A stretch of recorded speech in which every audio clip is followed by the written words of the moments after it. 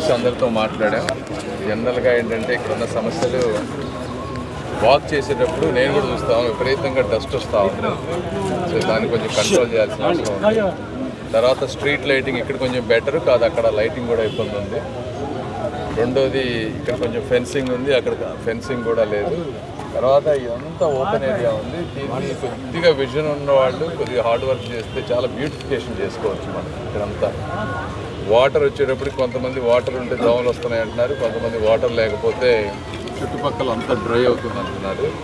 సరే, దాన్ని మిక్స్గా చేసుకొని దోమలు రాకుండా వాటర్ పాండ్లా క్రియేట్ చేసి కొంచెం అందంగా ఉండే విధంగా తయారు చేసుకోవటం, మొత్తం ప్లాంటేషన్ చేసుకోవటం చేయాలి. దానికి ఒక 3-4 crores ఏదో రిలీజ్ అయింది అంటున్నారు ఈ మధ్య.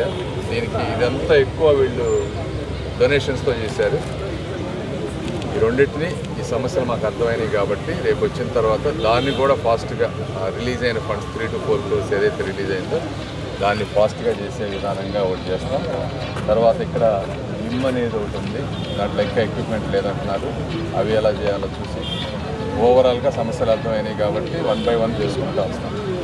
ఎందుకంటే ఎక్సర్సైజ్ అనేది చాలా ఇంపార్టెంట్. కొన్ని వేల మంది చుట్టుపక్కల తిరుగుతున్నారు. ఇదంతా మనం యాంత్రిక జీవనంలో ఉన్నాం, అపార్ట్మెంట్ కల్చర్లో ఉన్నాం కాబట్టి ఇలాంటివి కనీసం ఒక ఫ్యూ కిలోమీటర్స్కి 1-2 అద్భుతంగా, అంటే పొద్దున్నే లేకుండా ఎక్సర్సైజ్ డైలీ చేయాలంటే చాలామంది మోటివేషన్ ఉండదు. దీన్ని ప్రాపర్గా చేస్తే రావాలి, మోటివేటివ్గా ఫ్యామిలీతో వచ్చి మనం నడవాలనే విధంగా చేసినప్పుడు మాత్రమే సమాజానికి మేలు జరుగుతుంది. ఆ విధంగా దాని తత్వం అర్థమైంది కాబట్టి ఆ విధంగా వర్క్ చేసే దాంట్లో మేము ముందుకెళ్తాం. Thank you.